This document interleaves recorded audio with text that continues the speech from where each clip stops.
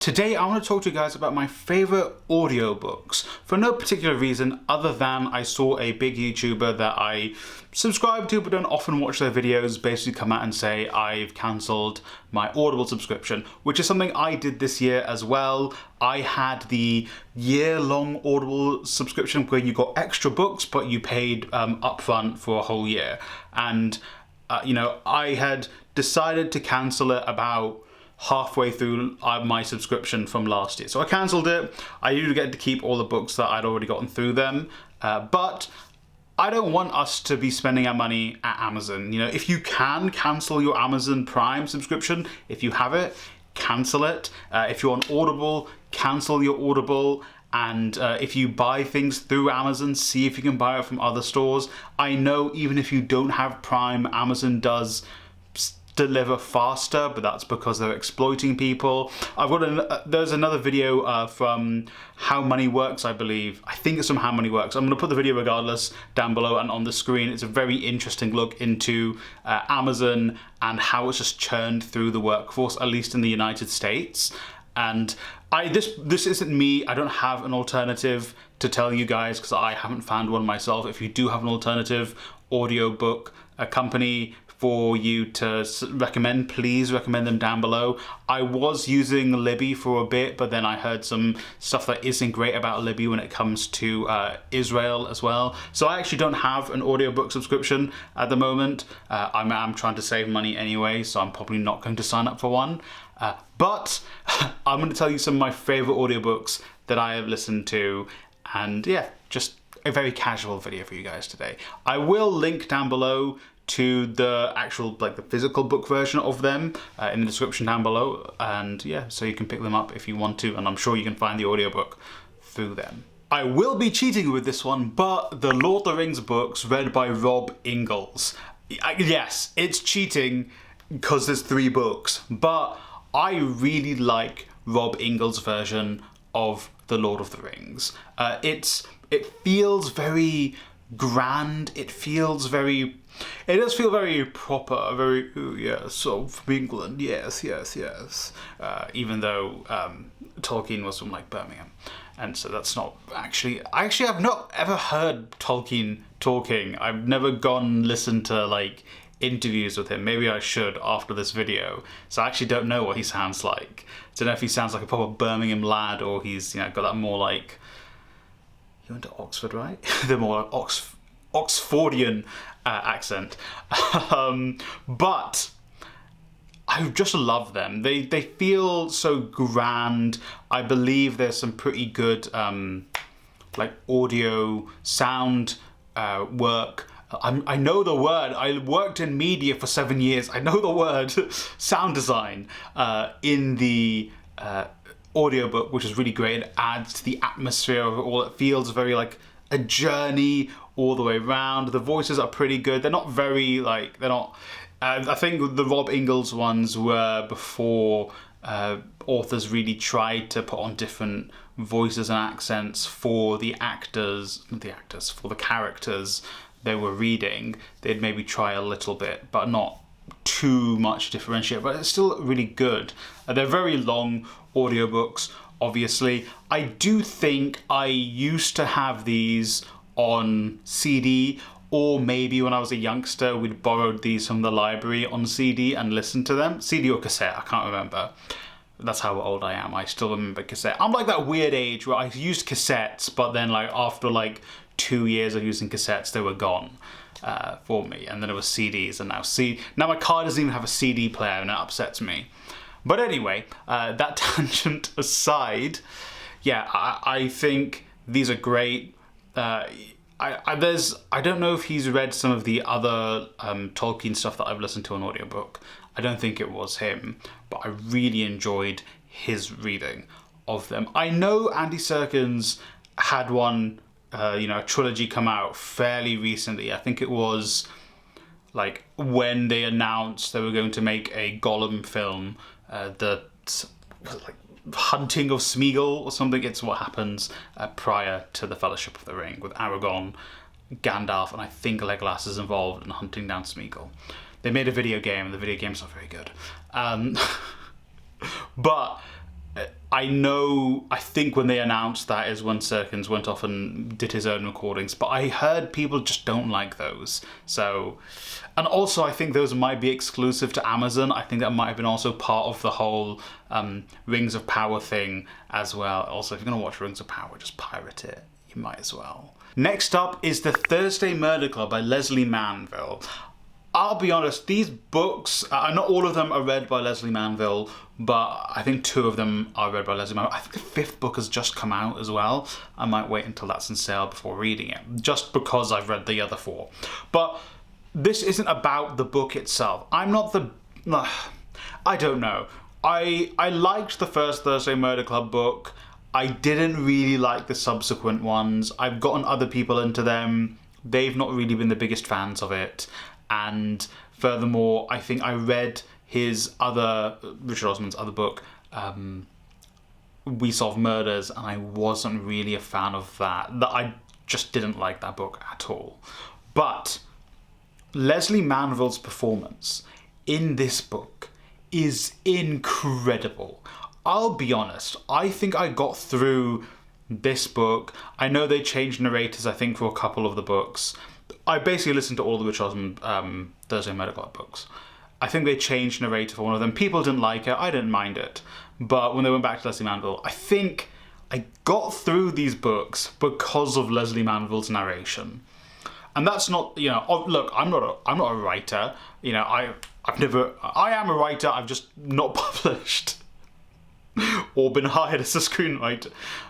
That's a whole other story, actually. I have been, but that's a story for my members. You can become a member from as little as £1 a month if you want to hear stories like that. I had to slip that in. But obviously, Richard Osman, very successful writer. People love those books. Maybe they're just not for me. But Leslie Manville's performance is impeccable. She did do the thing where she did slight changes of voice for different characters, which is nice. It really gets you into it. It's a very character-driven book and very character-driven series as well, so that really helps too. She really brings, especially Joyce, to life. It really made me feel for her. It made me all the characters, they really had a personality when Leslie Manville was narrating, and she really was just got me through it. And I think a lot of people got into the Thursday Murder Club books, I think, because of the audiobooks. I do have a feeling maybe the first book Amazon were giving away for free. Again, we don't want to listen to Amazon. We don't want to use Amazon anymore. I have cancelled my Audible subscription, as should you. So maybe that's how I got into it as well. I think maybe it was free, and I think they got a lot of people into it through it being free. Really, really just stellar performance. And I know Leslie Manville has done 101 audiobooks. She's done Miss Marple books, I think. I think she's done some Anthony Horowitz books as well. Don't quote me on that. But just a really great voice actor. Really just a good actress as well. I highly... anything with Leslie Manville narrating, you should listen to it. It's just great. So good. Very quick honourable mention, the autobiography of Malcolm X, read by Lawrence Fishburne. Lawrence Fishburne is spectacular. You can't deny it. I read the autobiography before and then I listened to it again.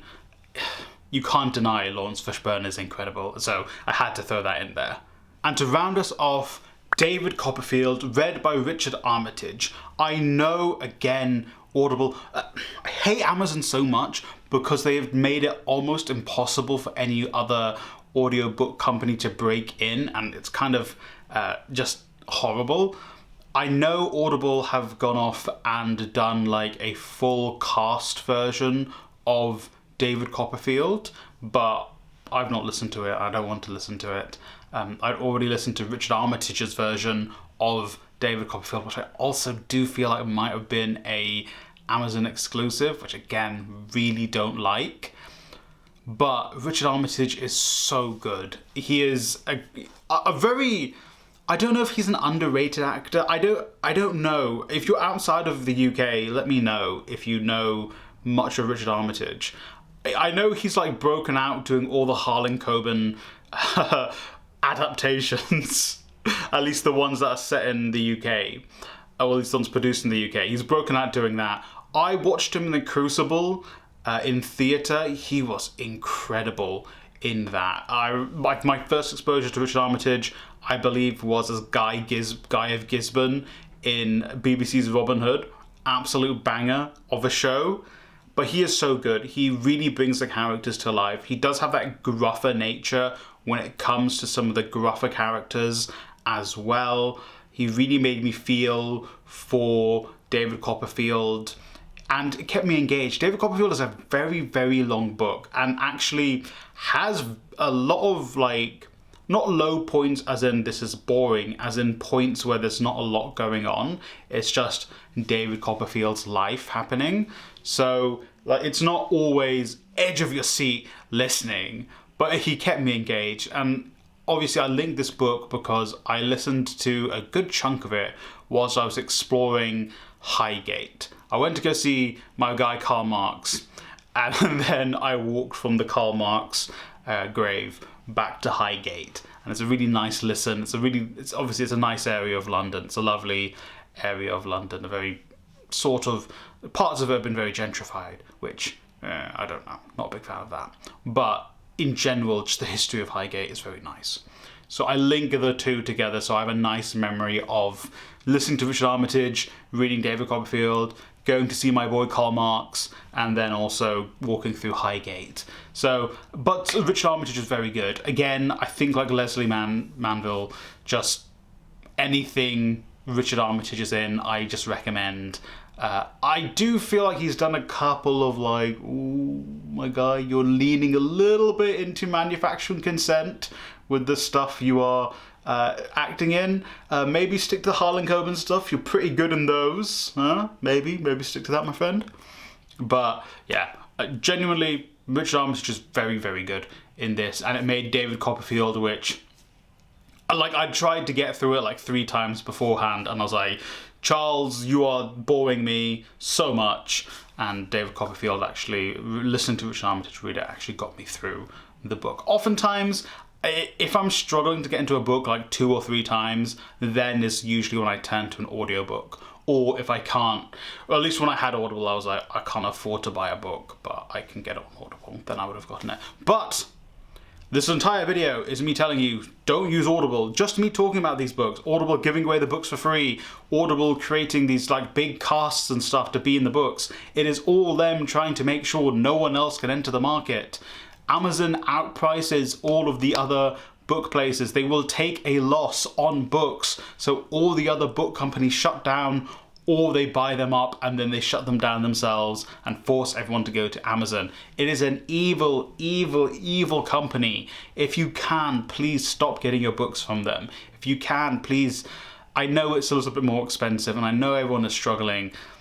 Try and get your books elsewhere, or maybe find them secondhand, or as always, go to your library, support your library. Maybe not Libby, though, unfortunately. Do try and support your local library, try and support the independent bookstores, because Amazon is an evil corporation. Starbucks has seen a big drop in profits. We can make that happen to Amazon. At the very least, from their retail side, it's very hard to impact like their AWS side and all the other stuff they've like just like weaseled their way into. But before I go, I want to say thank you to my members. My members, as I mentioned before, get access to special videos. They get special stories. They get behind the scenes stuff. They're going to be part of a book club. This month we're reading Kitchen by Banana Yoshimoto. If you are interested, you can join from as little as £1 a month down below or on my channel. If not, thank you for getting to this part of the video regardless. I really appreciate it. Please share this video with a friend or family member. Like, subscribe, and share as well. Thank you for watching, and I hope you read or listen to a great book today.